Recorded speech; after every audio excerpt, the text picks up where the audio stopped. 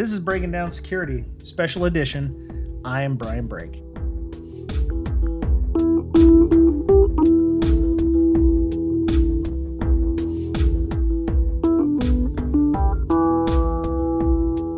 All right, Mr. Boettcher, how are you doing today?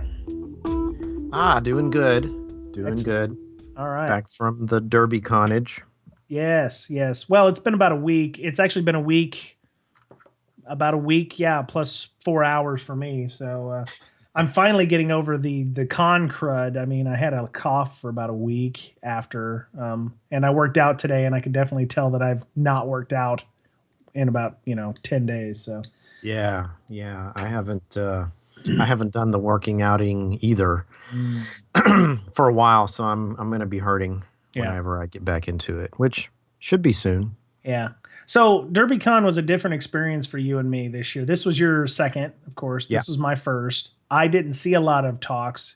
You saw way more talks than I did. Right. So you saw some good talks. Maybe you could tell us a little bit about those. Yeah, I saw a talk by Ben 10 on PowerShell, which, he went and removed PowerShell from the system, PowerShell.exe, completely deleted it, and he was able to run PowerShell commands or, programs. Wait. So he removed it altogether, and there's like a hidden version of it on Windows, or? Yeah, you can run PowerShell without having the PowerShell executable on your system. Okay. So when he deleted PowerShell.exe, he just brought up command.exe and ran commands that way? No, he ran PowerShell scripts. Oh. Yeah. Okay. I guess he used a DLL or something built into Windows. I need to review it, but the important thing is for defenders, you can still detect that. You can still detect those commands. You just have to be setting your PowerShell logging. Okay. And of course, there is a tool out there that will show you if you're doing it and how to do it. So, okay. Yeah. Really? There is a tool like that. Well, maybe that'll be on the next podcast that we post on our podcast here. So you were actually at a talk with Michael Goff, friend of the podcast, about Windows logging and event logging, and that's where you unveiled the tool that you and him had been working on, right? Right. We had been working on that, I don't know how long, since June, May or June. So, it was interesting. I gave him the tool for the first time, like, okay, here it is. And he said, why don't you, let's require these proper logging settings. Otherwise, the tool's just going to die. Mm-hmm. I was like, okay. And so I went to the Windows logging cheat sheet, and I set everything on there in the tool so that if you didn't set those Windows logging properly, it would die. And so I sent it to him, and he texts me back and he goes, yeah, I ran the tool and it died on my system. Wait. It killed his system, or it just No. It wouldn't run? The tool wouldn't run because he didn't set his logging properly. Oh. Yeah, he doesn't eat his own dog food, apparently. Well, he does now, I bet. Yeah, so that's how it helps you. It shows you what you need to set in order to catch malware, and then once you set it properly, then it goes through its second phase, which is taking all the good stuff in your logs and presents it in such a way that you can get through it quickly, without having to manually go through Event Viewer or whatever, or your SIEM, and trying to look for the bad stuff, the evil.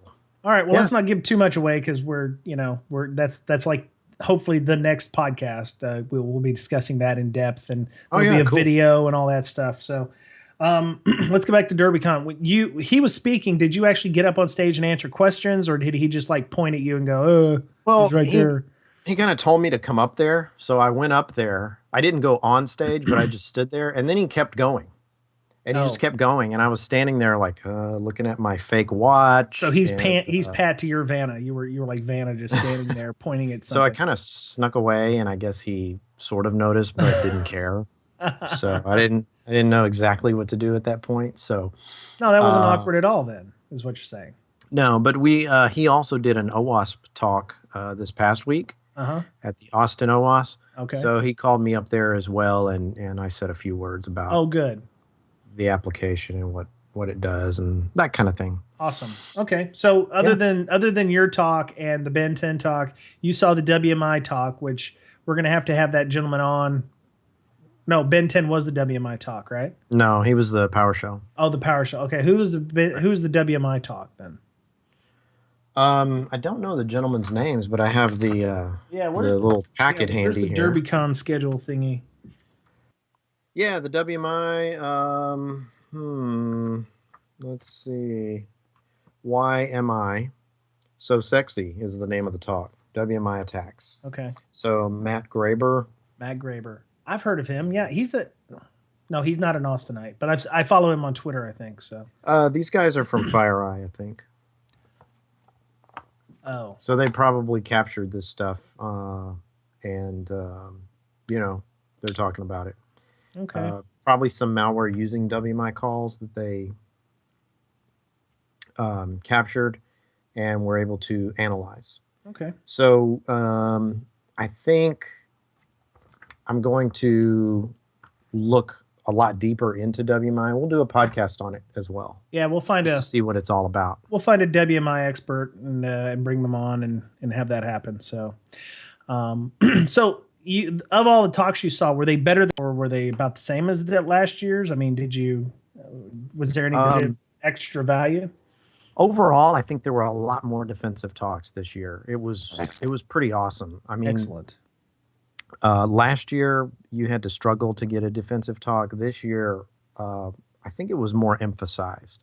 Yeah. And there were a lot of red teamers saying, hey, we need to, it's not about pwning all the systems and then going home. It's about upgrading defenses. Right? Sure. Ultimately, that's what it's all about, is upgrading our defenses, making it life better for the good guys. Yeah, exactly. Okay.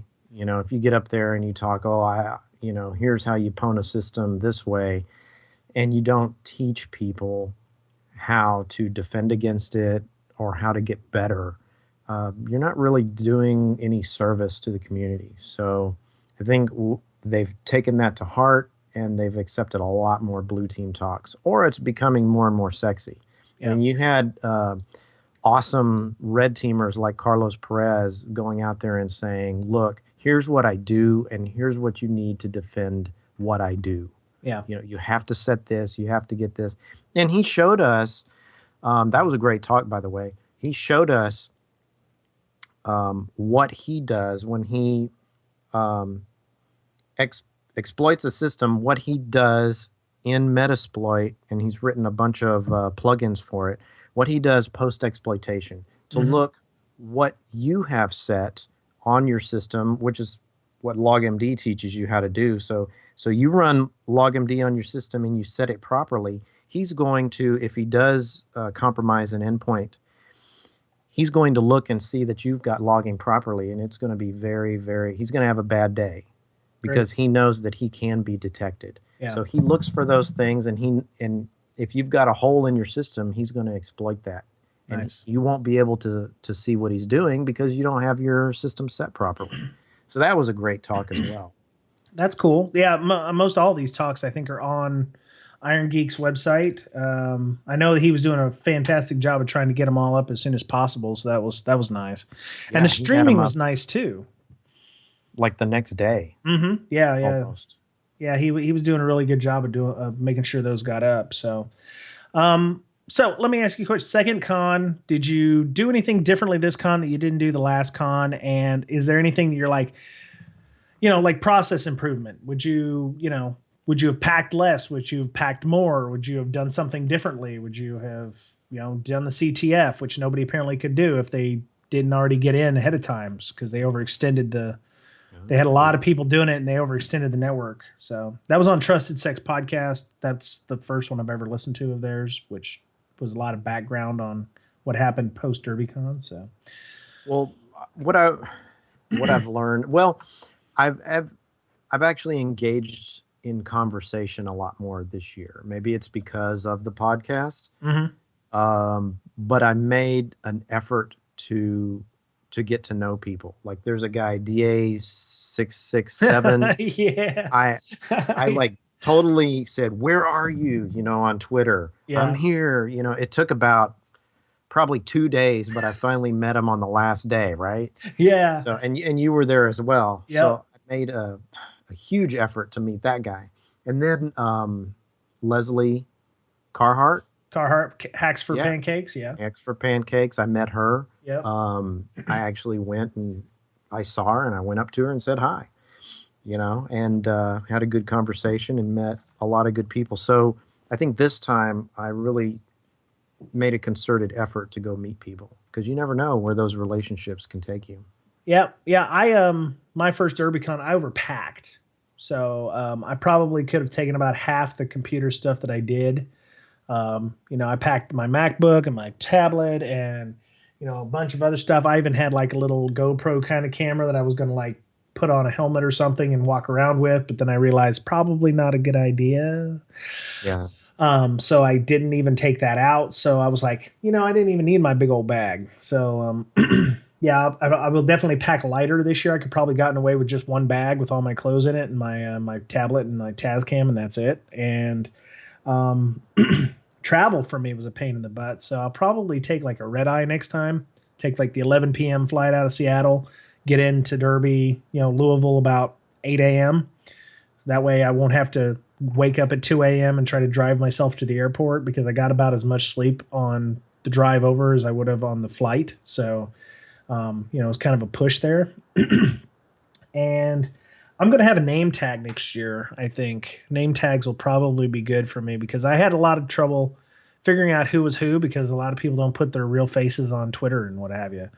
Yeah. So, That's a great idea. I think I'm going to print my Twitter icon, stick it on my shirt, and have my Twitter name yeah, underneath it so yeah, people know, oh, you're that guy. I yeah. think that would help out a lot. Yeah, I would hope that that would be an option for people. Maybe they want to be incognito. That's fine, but I'm in there to meet people and to network and to have interesting conversations with people. And I know for a fact that I probably missed a bunch of people that I know who were there.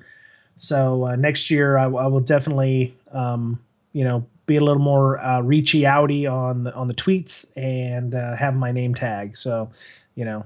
Um, and I met some people, Dr. Bearsek and what's his name? Oh God, what's his name? He helps run Circle City Con. They invited us to Circle City Con next year in June, which is Yeah. in the town of Indianapolis. So Like press tickets or well, I don't know. He said, "Hey, just reach out to us and we'll see what we can do." And I was like, "Oh, okay." If it's a press thing, then that's great. If it's not, then it might still be fun to go to because it's it's unique and it's different, and okay. you Let's get see if we different can kinds of work folk. that out. Yeah, yeah. I got to make sure that I don't travel well apparently either. I don't think I'm cut out to be like a consultant anymore. I think I got old because One con and you can't handle it? What? No, I just don't like being in. Like Monday morning, it was a 10 a.m. flight. I was there by 6:45. I sat in the airport for like 3 hours because I was like, I don't want to miss the flight. I don't want to have to deal with TSA. TSA bugs me. They don't make me feel safe. They make me feel anxiety, which bugs me. So I got through as quickly as I could. I got to see Render Man being shaken down by the Louisville TSA because he was in his Jack Skellington suit and his mohawk, and he had goggles on his helmet, which caused him to have to be patted down and everything rescanned again, which was sad. Nice.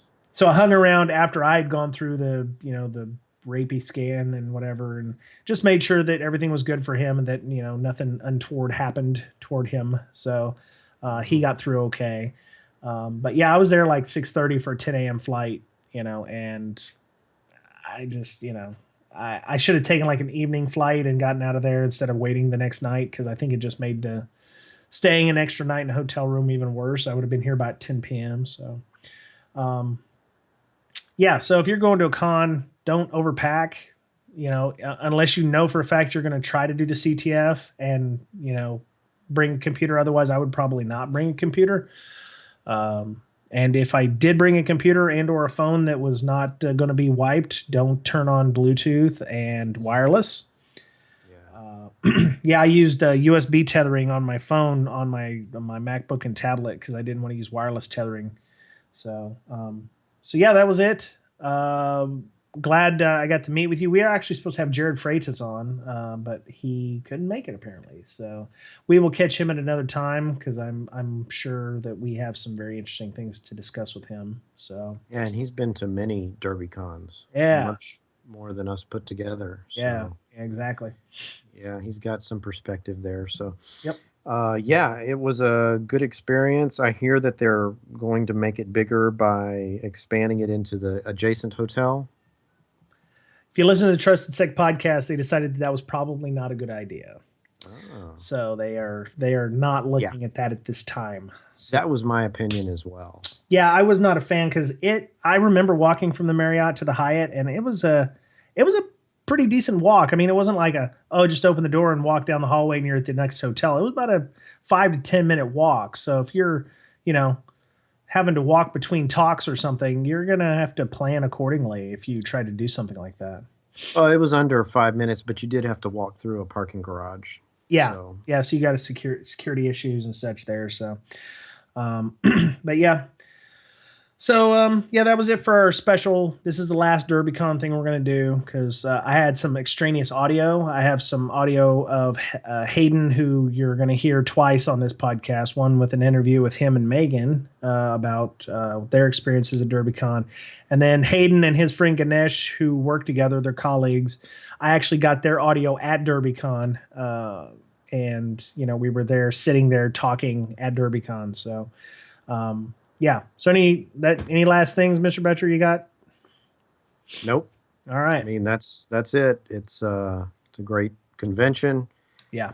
I hope to see many people there next year, and I'll do the same thing. I'll have just put forth the effort to meet people. Yep. Yeah, I definitely will be back. And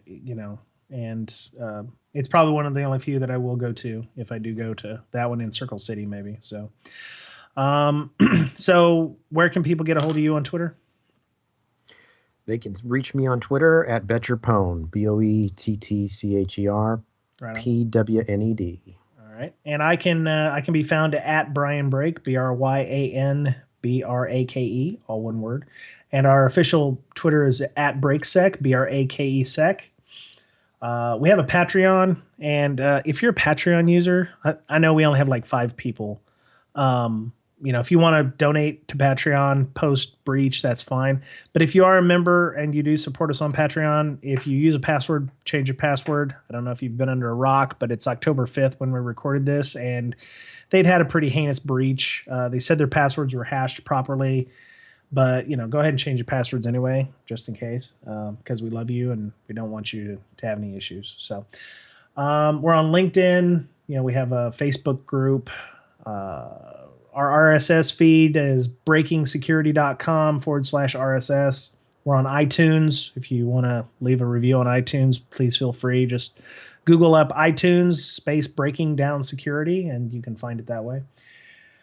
And that was it for the week. And after this, you will hear both of our interviews that I got with Megan and Haydn, and then Haydn and Ganesh at Derbycon. So we'll be back with our regular podcast, pre-recorded, of course. This was pre-Derbycon, so you'll get to hear all about the tool that Mr. Boettcher and Mr. Goff are working on for Windows logging and malware analysis. So have a good week, everybody, and we will talk to you again soon. Bye-bye. All right, so we're here doing a postmortem of Derbycon, and one of the things I wanted to do at Derbycon was to get interviews with people to talk about how Derbycon went and those things. And I didn't do that a lot because I felt weird shoving my Tascam in front of people's faces and saying, "What do you think about Derbycon?" So, well, maybe I'll do better next year. So what I did was I got a couple of people's interviews, which I'll have on at the end of this audio. But now I've got Megan Wu, Miss Wu, Miss Totenkopf on the tweeters. Hello. Yeah, you know her, and then this other guy I met works for one of the big four auditors. I won't mention their names, so he can keep his job. Haydn Johnson. He lives in Canada. Yep. G'day. G'day.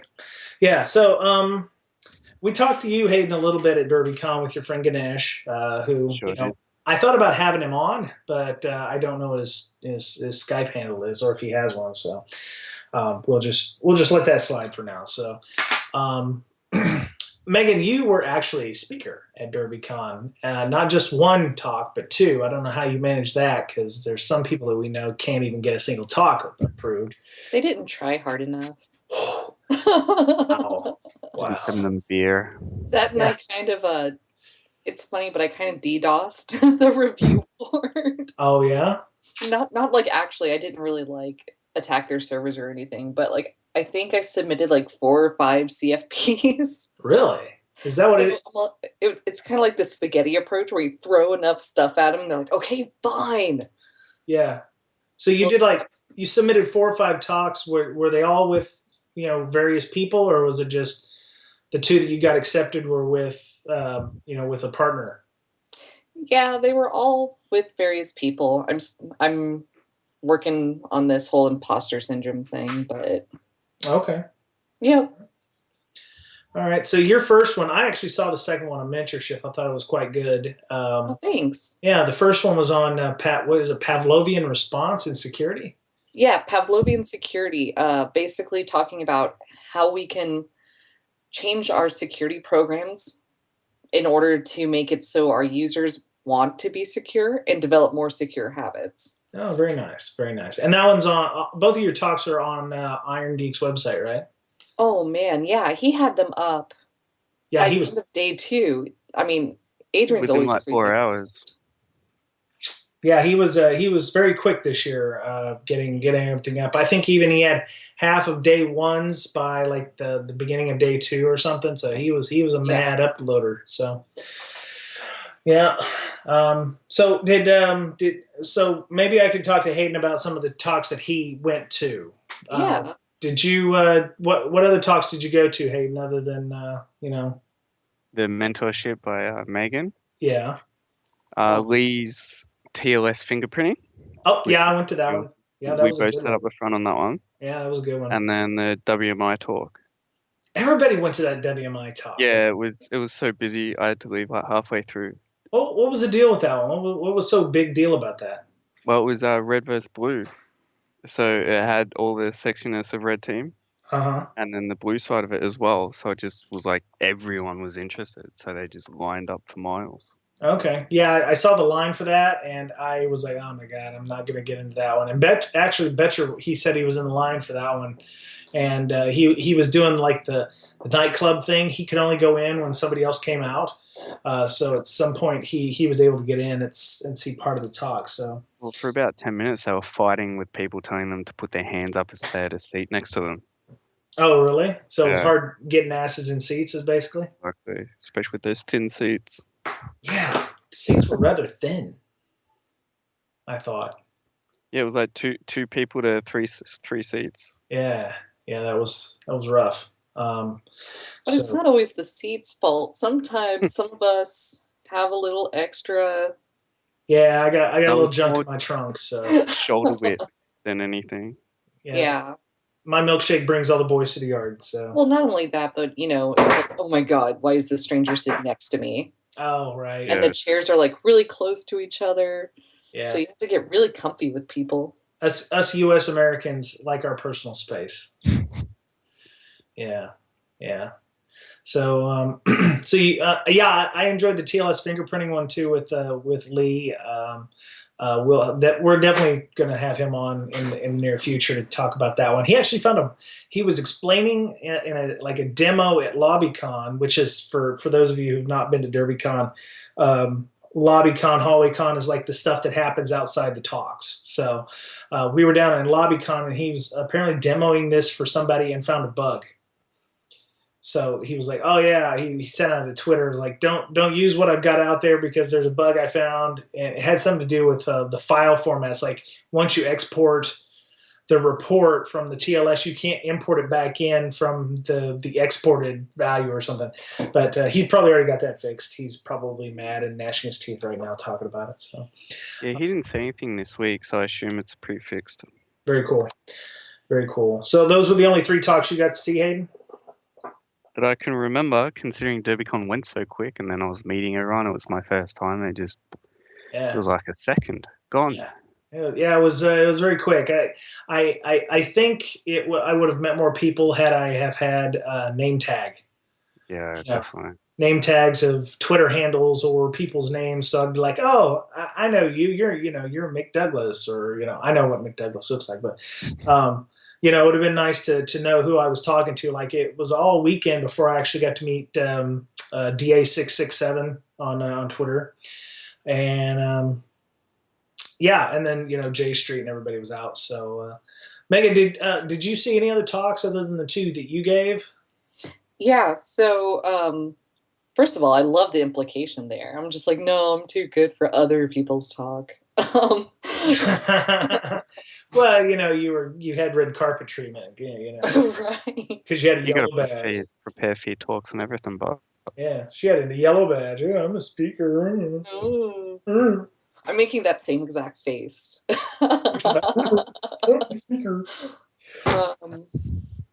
Yeah. So Saturday. So Friday I didn't see anything other than opening. Okay.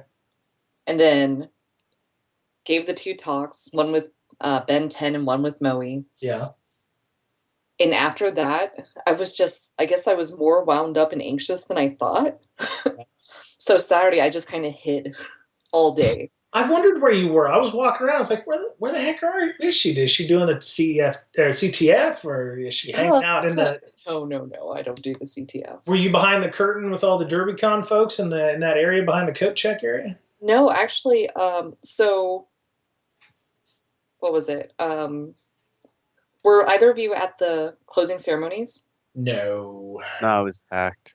Oh, okay. Well, at the closing ceremonies, Cindy, Cinders and Ashes, that's her Twitter handle, and I presented the Derbycon founders with a Derbycon family photo album. Okay. With pictures from the past 4 years. Wow. Plus, like, supplies and stuff, so Erin can add pictures that she likes. And so Saturday, I'm just like, I can't people anymore. I'm done. So we Cindy, Jillian, and myself hid up in Cindy's room, and we finished up the scrapbook. Oh, okay. She's in Texas, and I'm, up here in Washington. So it's hard to work on a scrapbook remotely halfway across the country. Yeah. Also, especially if, you're not a crafty person to begin with, like me.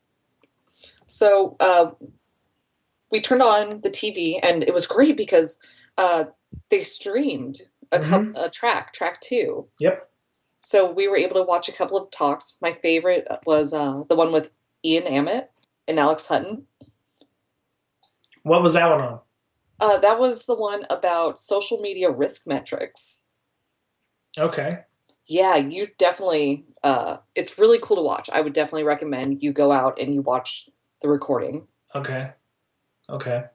Yeah, I listened to the Trusted Sec podcast. I don't normally listen to that one, but they did like a debrief of the Derbycon, what happened to Derbycon, and some stats on the CTF and who won and everything. And they had talked about, hey, maybe next year we'll do streaming, or through the hotel channels, and so people who are done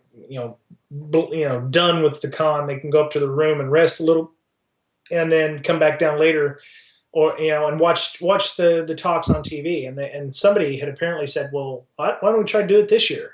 And they managed to pull it out, and I thought that was pretty cool. I remember we were doing our podcast up in room 626 in Tim DeBlock's room, and you could see it going on in the background there, the second track. So I thought that was pretty cool. That it's not high definition, but you can hear the audio, and that was all that was really important, I think.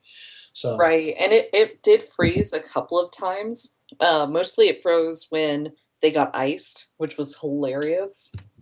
That was Because gross. that kind of added to that. Oh, were you iced? No. I can only imagine what warm Smirnoff it tastes like. It's pretty much the worst thing in the world. Yeah, I know. I avoided getting iced twice, so that was nice. Well, yeah, Maui took the hit for you in your mentor talk. Yeah, and Dave was going to come back and hit me again, but Quadling stepped in. He's like, no, she doesn't need to be iced. Because he already knew like how anxious I was, so it was really nice. And, cool. That's just kind of, that also goes to speak to, the whole vibe at Derby, which I love. We look out for each other. Mm-hmm. Yeah. Yeah, I saw that. It was funny because it was, Saturday night. They had the Nerd Core going on. And then I went to bed about 2 o'clock. But as I did, I saw, I don't know, there was about 6 uniforms in the, 5-0 was in the building. And all I could think of was, you're not going to have really any fights or anything. I don't know what y'all are doing here. It seemed like a waste of manpower. I think it's very peaceful. I don't think we had any, outbursts or anything weird like that. So, no, not that I heard of. And I don't know, the cops come by and hang out sometimes. It was funny the first year, the very first Derbycon. It was funny because you could watch how confused and like concerned the hotel security guard was. Yeah. Because he saw all of these people who were just like falling over drunk. And then there's Egypt in the lobby playing chess with random people. I did see the chessboards, yeah. Yeah, so that was the first year he did it. And the security guards, they just had no idea what to do with this. That's pretty funny. Yeah. It was amazing. Yeah. So we talked about a lot of the good things about Derbycon. Was there anything you think we could improve? I know I mentioned the name tags, which I intend on making my own name tag or something for next year, just, so people will maybe approach me more or I can approach them and whatever.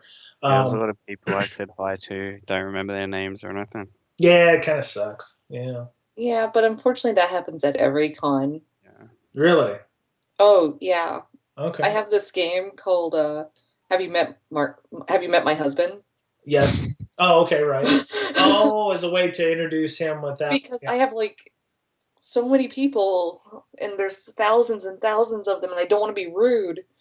So I'm like, hey, have you met my husband? And he'll introduce himself and then I can like yeah, you're that guy. Yeah. Now like, social engineer them. So? Yeah. I totally like doxed myself and now people are gonna be like, I know what you're doing now. Well, see, the thing is even if I recognize their face, unless I work with them on a regular basis, I don't remember them or their name. It's hard to remember. And that, like, for example, Steve Reagan. Yeah. He's one of the guys over at Southern Pride Security. Yep. I think it was last DEF CON or last B-Sides Las Vegas. He sat down next to me at a table and he started talking to me. And I guess I gave him a look like, who the hell are you? Mm. And he's like, you know me, come on. And I'm just sitting there like grasping for it. And I've known him for years. So, on Twitter? Yeah, well, Twitter, and we've interacted at cons. Oh, okay. Yeah, I saw there was somebody driving up to the hotel for some unknown reason trying to get someone out of the car. And I saw this guy and he had the orange press pass. And I was like, huh, I haven't seen anybody else have one of those. And I was talking to Andy and Jerry, and I was like, I wonder if that's Steve Reagan. And he opens the door and he shuts it. And I guess I said it about that time. And he turns around, and he's like, who said that? And I was like, I waved my hand, and he comes over, and he's like, hey, how you doing? And he came over and gave me a big hug and everything. And I was like, I know it was you because it said press on it, Steve is amazing. He's one of my favorite people, and he has one of those laughs. Yes. Oh yeah. Yeah. He was super contagious. He was a good dude. He was I didn't find anybody that I just couldn't, everyone that I did talk to was really nice. And that was my first Derbycon. Is actually my first real security con of any kind, which, yeah, it was really nice. So I'm always curious. Okay. To ask people who say, oh, this was my first security conference. What did you think? As a person who's been on like Twitter and you do your podcast, what do you think? And I know I'm totally changing like turning the tables. And I'm going to ask the same thing of you, Hayden, because you said this was your first two, right? Other than one in Australia. So it was like Ruxcon, but we don't get international visitors or anything. Okay. Oh, that's cool. Go ahead, Hayden, answer that question because it's my podcast. I do what I want. What is the question? What is it? What do you think of Derbycon? Yeah. Like, what did you think of your first like American security conference since you've been to I can talk. Since you've been to an international one before? At the first day, it was very nerve-wracking because there was just so many people, and you just want to say hi to everyone, but you don't want to embarrass yourself. So the name tag probably a good idea. But yeah, it was overwhelming, but it was just a great atmosphere, really exciting, really like this is it sort of feeling, without being like Vegas, I guess. Oh yeah. Vegas shouldn't be the first one. Vegas can be really overwhelming, but it's also a lot of fun. The kids running around was really nice atmosphere. Just added that, this is a family event thing. It was pretty good. Yeah. My Derbycon experience I thought was very positive. I would definitely recommend that as a con to go to if you only have a limited number of cons that you go to if you're not a professional con goer. Aside from a B-side or something, I saw somebody setting up something called C-sides. I don't know what that is. It's a joke. Yeah, it's a mean joke. I fell off the. Is that like the hacker rooftop party as well? Yeah, right. There is no hacker rooftop party. Yeah. Apparently, I heard that. Well, other than the unmentionables that got dangled from the ceiling, a couple people got locked up on the rooftop. Yeah. There's always shenanigans. So. Yeah. I would definitely recommend it as the con to go to. Don't overpack though. Because I did that too. Yeah, because I brought my I brought my MacBook, and I brought a water bottle, and bought a bunch of stuff, and they give you like a backpack, and they give you a water bottle, and they give you writing utensil, and all this. I never used my computer the entire time I was there because I was frankly a little afraid to boot it up. I was going to do the CTF and have fun on that, but then I was just talking to everyone and days disappeared. So I found it much more valuable to talk to people than to sit in front of a terminal, which I can do at home. Oh, sure. Right. Yeah. And, the vendors weren't really, they weren't abrasive. They were really nice for the most part. I didn't have any problem with any of them. I mean, they didn't try to grab me and bring me over to their table. So that was nice. I didn't talk to many of them, pretty much Secure Ideas, Mr. Johnson, and the Sands guys, but that was about it. But yeah, if you don't want to go to a lot of different cons and you only want to go to maybe one or two, I would say your local B-sides and maybe Derbycon, or if you can swing a SMU ticket, get one of those. So, we're all hanging for them. Yeah. So, that was it. I don't know. The 4 tracks were great. Oh, yeah. Sometimes, like my friend Ganesh is more on the defensive side, so we were mixing it together. It was pretty good. Okay. Yeah, I like the stable talks were really good, too. Some of those were really good. Oh, I didn't have time to see them. Yeah. Yeah, I saw the one on putting the management into vulnerability management with Jessica Jessica McAvoy. Yeah, McAvoy, she's my coworker. Oh. Okay. Well, there you go. Like I've heard her give a version of that talk so many times. Well, yeah, it really sucks because I was going in there and I was like, "Oh yeah, I'm gonna learn a lot." And then she started talking about what companies shouldn't do, and I was like, "Okay, I'm good on 1. I'm good on step 2. Oh, step 3. Okay, yeah, we don't do that either. Okay, yeah." And she's like, "I've seen this hundreds of times when I go into other companies," and I was like, "Oh man, we suck." It just showed me how much more we have to do to get into a true vulnerability management, program and to get it established. So I've still got a ways to go with that. So, So that was good to know. And it wasn't a vendor talk. It was very, it wasn't like, hey, vulnerability management is important. Here's our product. It was, it was very useful information that I have already taken back and decided that I need to implement. So that was a talk that was good for me. Good. Yeah. So, I guess that was it. Any parting thoughts or shots across the bow here? Will you come back to Derbycon next year? Derbycon 6. Most definitely. Very cool. If I can get a ticket again. Okay. I will not miss a Derbycon if I can help it. I've been to all of them so far. Oh, wow. Well, you talk, so you get guaranteed ticket, don't you? Yeah. Well, yeah. If I present, you get a guaranteed ticket. But I don't know if I'll present next year. Andy might write a really good CFP next year and it'll get accepted. Why did you couldn't even keep a straight face on that? That's hurtful. That's hurtful. I love that you guys brought up that burn on the podcast. I hope he actually did bring that up, didn't he? Yeah. Oh wow. I hope he doesn't listen to this podcast. He's too big, dude. I'm gonna have to bring him some chocolate or something when we drive through Georgia. There you go. That's a good idea. All right. Well, you're going to hear a little more from Haydn later on because we've got some audio of him and Mr. Ganesh, talking about Derbycon at Derbycon. They were one of the only few interviews I did get. And thanks, Megan, for coming by. Are you going to be available for CSEC East? I forgot. You're going to be in Canada, aren't you? Yeah, I'm going to be in Canada. But you're not going to be on my side, so we won't get to hang out. Well, Where are you, out of Toronto or? Yeah, Toronto. So. Oh man, side. The cool part of Canada. I saw that on a map. Cool they're only about this far away on the map, right? How far are you zoomed out? 3 planets away? I don't know Canadian geography. You've got, Vancouver and Montreal, and that's about it, right? I know there's Victoria, BC on one end, and then there's Vancouver, Montreal, Calgary somewhere. Yeah. And then there's Toronto on the east. But if it makes you feel any better, most of us don't know American geography either. So don't feel bad.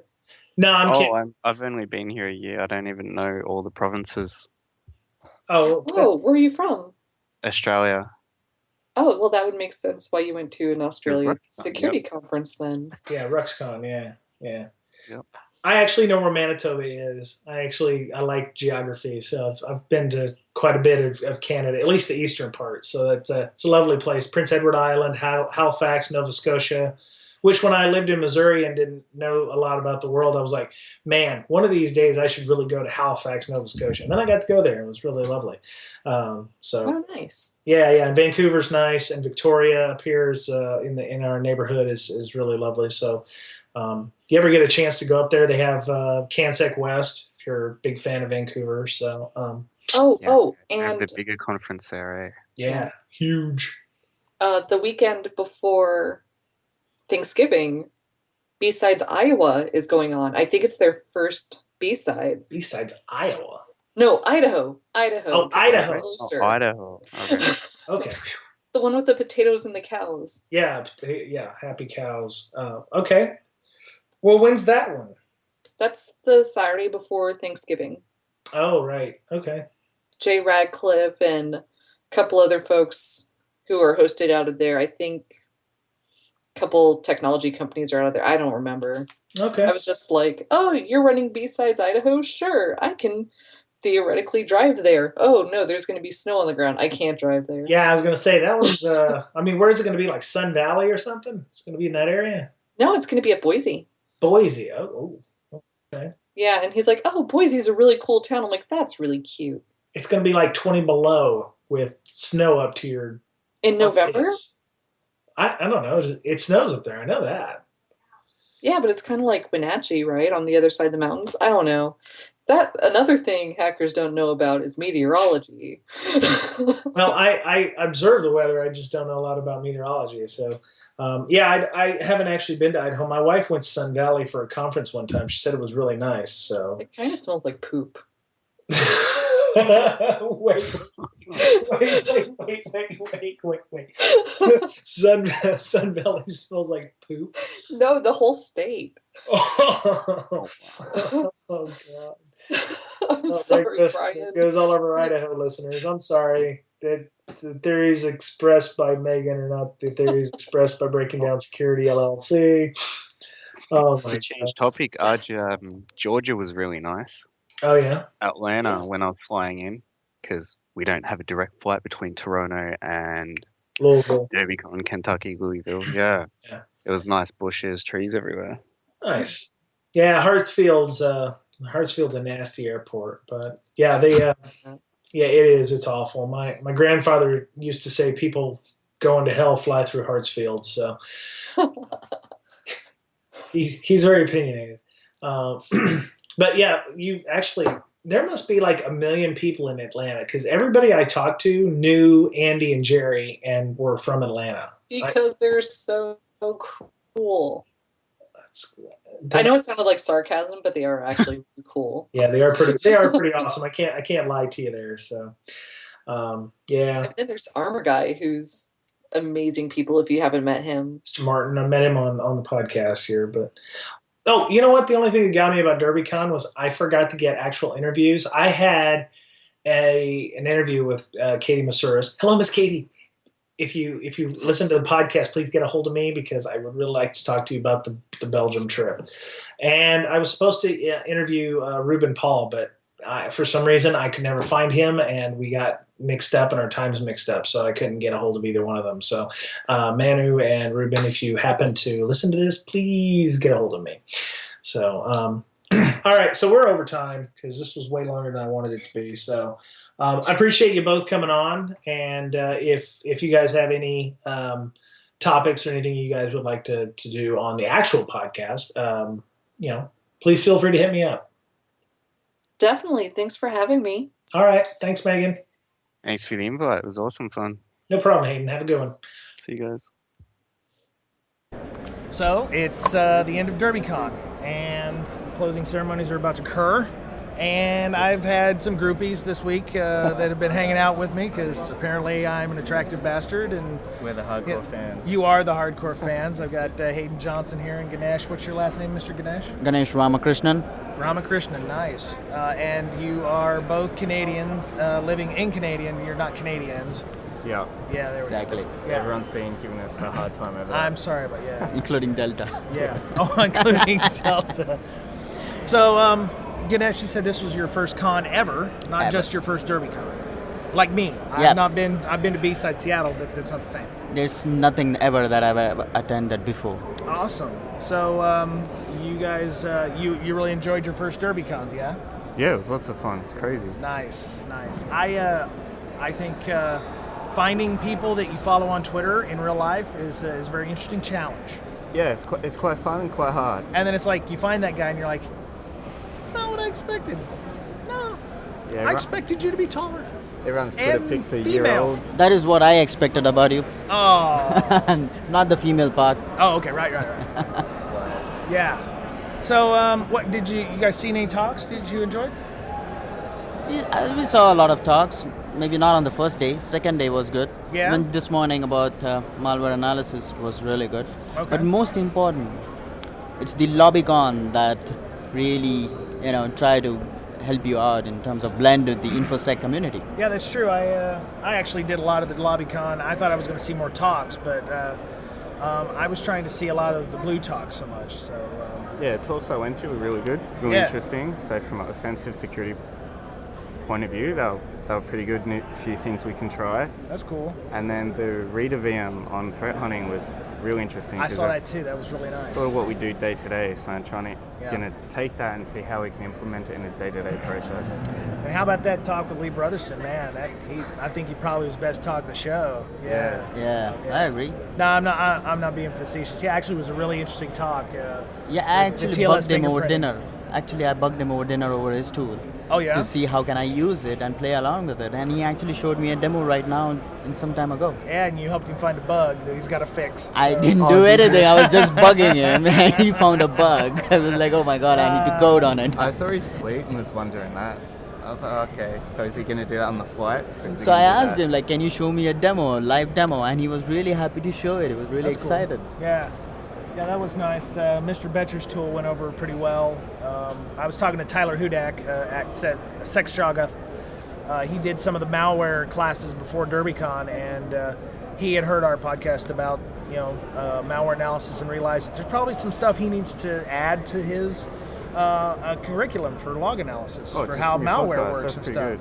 And he said, "Oh yeah, I'm going to get that log MD if it makes it faster." And I was like, "Well, it's nice to help, I guess."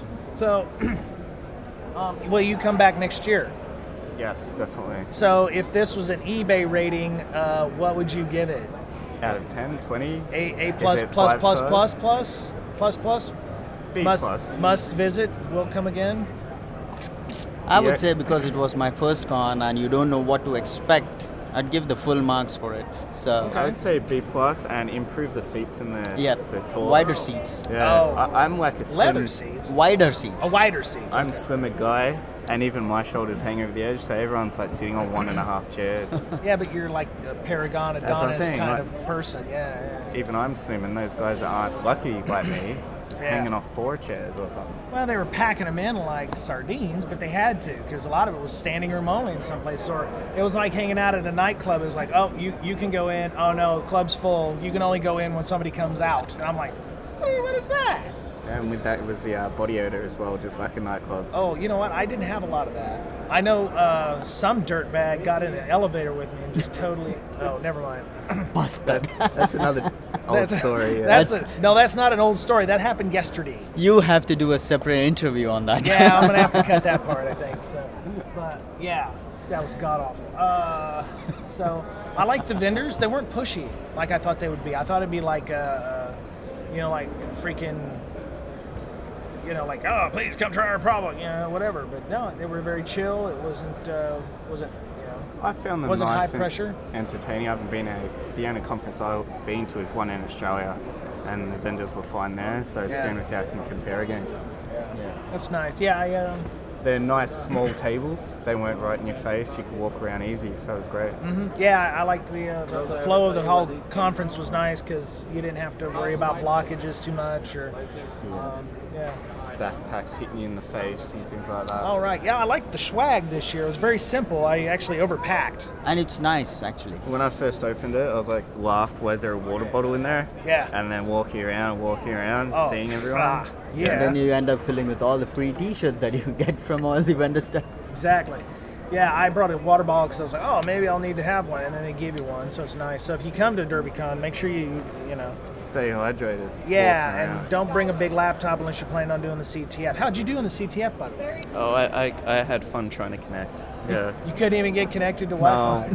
No, there was some issue with VirtualBox and VMware Player on the virtual machines trying to connect to my Wi-Fi adapter. Sad. Which I've never had trouble at home. So okay. Yeah, I've never had trouble connecting to wireless. I was forced to actually get up and talk to people instead of sitting in front of a terminal for once. Oh man, I know there's some dudes here who've not slept for 48 hours. There's got to be. They're living on Red Bull. Well, I've seen a lot of folks over here when I'm on the first day, I saw people sitting inside the table. Yeah. All hooded up, and they were just doing their CTF thing, and they were there on till yesterday evening as well. Same place, same guy. They're after the second day of being on Red Bull, they're like, "What do we do, Bob?" And Bob's their little, alien rat friend they're hallucinating and shit on the side corner. Yeah. So that would help. I can't imagine doing CTF. I was like, "Ooh, maybe I should try a CTF." And Boettcher's like, "Don't waste your time, bro. Don't waste your time because you're only going to get you're going to spend all your time crunching on stuff and not doing anything else." I was like, "Oh, all right." Yeah, that's what we were told as well. Once you jump on the CTF, days just fly by. I wasn't even on the CTF. I saw a few talks, spoke to people, bought a few things, and the day ended. Got into a little trouble, I understand, maybe? A little song, got a little trouble? No. Didn't you?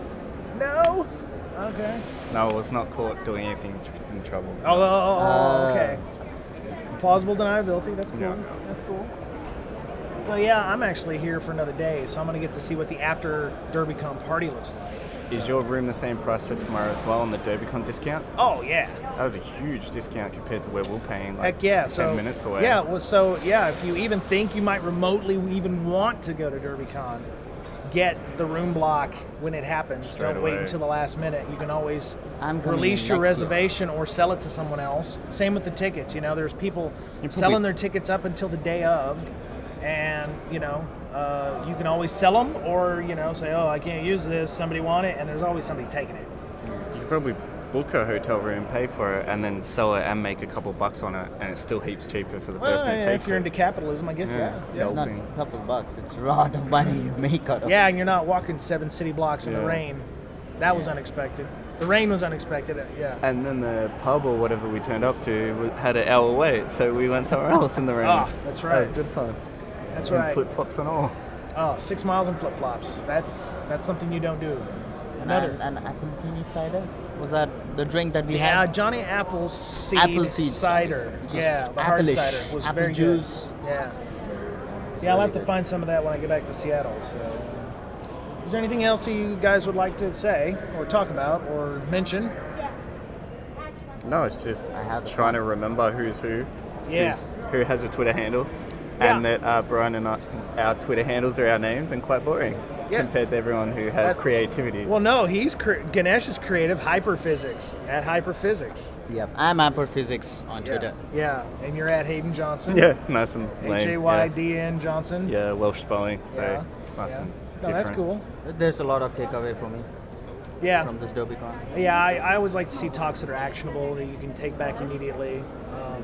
Be it tools, be it tips. Oh, there's a grip of tools unveiled here. Yeah, but no, in terms of the tips, where how people do stuff, something really nice to hear and really go for it. Yeah, and it's nice it's almost like a nice way to recharge your batteries and know that there are other folks out there having the same problems as you, and often worse.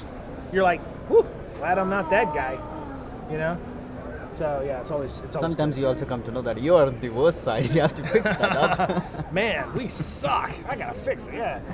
Oh, great! I just saw it talk about something. Oh, they're hacking the same stuff I'm doing at work. That's what I should have done. Facepalm. Yeah, yeah. That would have made it so much easier. So, all right. Well, thanks, gentlemen. No worries. Yeah. Have a great time and safe travels home. Yeah. Sure. Thank you.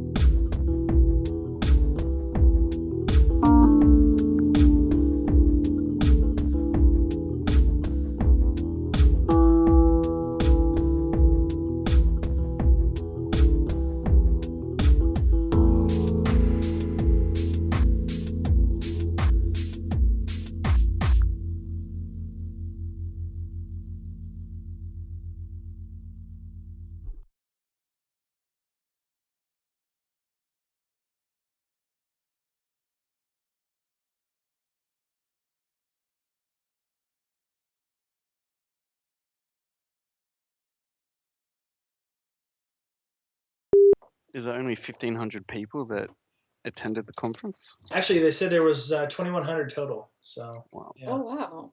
Yeah, and the idea of the expansion like they had expected to do is probably not going to happen, which is important for me anyway. Right. Yeah. I think it's probably a logistical thing because it's quite a walk between hotels. It's not like let's just waltz over across the street like a Zoop or whatever. It's a 10-minute walk or a 5-minute walk. So you gotta have to plan accordingly. So they should sell the restaurants across the road. Yeah. Put it there. Actually, I liked that Zoop. That was really good. They had a lobster bisque there. Yeah. Man, I'd kill for that lobster bisque. So, tomorrow night we're gonna do Mr. Boettcher and where is Mr. Boettcher? It's Friday. Oh, and football. Texas. It's football season, so yes. His son is doing football, and he said he wouldn't be able to make it. So I'm doing it tomorrow night with him, or tomorrow sometime with him and Jared. Because I was supposed to get with Jared after the closing ceremonies, but we ended up going down to Hard Rock for lunch or for an early dinner. So, and I didn't want to be around people anymore. So Yeah, I get It that. was hard rock. Yeah. And actually, let's see, I haven't been sick in a decade, and I came home Monday afternoon, and I was blah, a little jet laggy feeling. Tuesday, I just was wiped. I slept all damn day. I think all I did was move around some values on a spreadsheet and send it to my boss, and then I was sleeping at my desk, and that was it. So, yeah. Actually, I had to work on Monday, so I flew in 12:30 a.m. and then was up at 7 for work. Yeah. That's awful. Yep. That is awful. It's a great way to do Derbycon, or at least end it. Yeah. Nope. Yeah. I found out, it's funny. Everybody was talking about, I listened to defensive security, and they were like, oh, there's some language on here and everything. And I was like, man, there's some people who are potty mouths apparently on the podcast. Apparently that's me. You swore just before. You just don't realize it. Apparently I have a bit of a potty mouth. I need to work on that. You weren't even I wasn't even trying. Someone who swore much, though. Well, there was an ass and a sumbitch and. Hey, language. I know. That's it. Well, we're recording all this anyway, so. Oh, right, for the Patreon thing, for your breached Patreons supporters. Did you actually? Are you a Patreon supporter? Awkward. I signed up, but never put any money for anyone. So someone could get my credentials and that's it. I don't use a password. I use the Facebook login, but okay. My Facebook probably get compromised here in the next few minutes. So. It was the whole database, though, not just passwords, I think. Yeah, it's all transaction history and such. I don't think OAuth. I think the most they could get would be a token that it's expired already. So, I sent out a thing to the people who support me on this Patreon, and I said, hey, if you think you need to cancel your account, please do so. You're not, we never really set out to make money for this. So if you, need to cancel your money account, doesn't hurt. I have that problem where I'm like, oh, I totally am going to help, and I'm going to donate money to my favorite podcasters, and then I forget. It's okay. I don't use the money. It's sitting in an account on Patreon. So I figured at the end of the year I'm just going to donate it anyway. So I'm just on their site now. I'm not making 100. Patrons. I'm sorry, what? I was saying I'm on their site now. 137 patrons, 1,200 a month. Who's that? Some of them are like 1,800, 2,000. Yeah, I know. I support a webcomic, and he gets like $1,000 every time he posts a comic. Wow. And I support him at $2. So I just basically, because I feel bad because I block ads on a lot of those dudes, and they make money by those things. Yeah, it's kind of different when they're like, oh, having trouble making the house payment this month. It would be really nice if you guys would unblock your ads, and I'm like, yeah, I'm not doing that shit. Right? It's like, sorry, not sorry. Yeah, exactly. So I throw him a couple of bucks, and they were like, no. And actually, he's got two comics. One called Drive, and the other one is called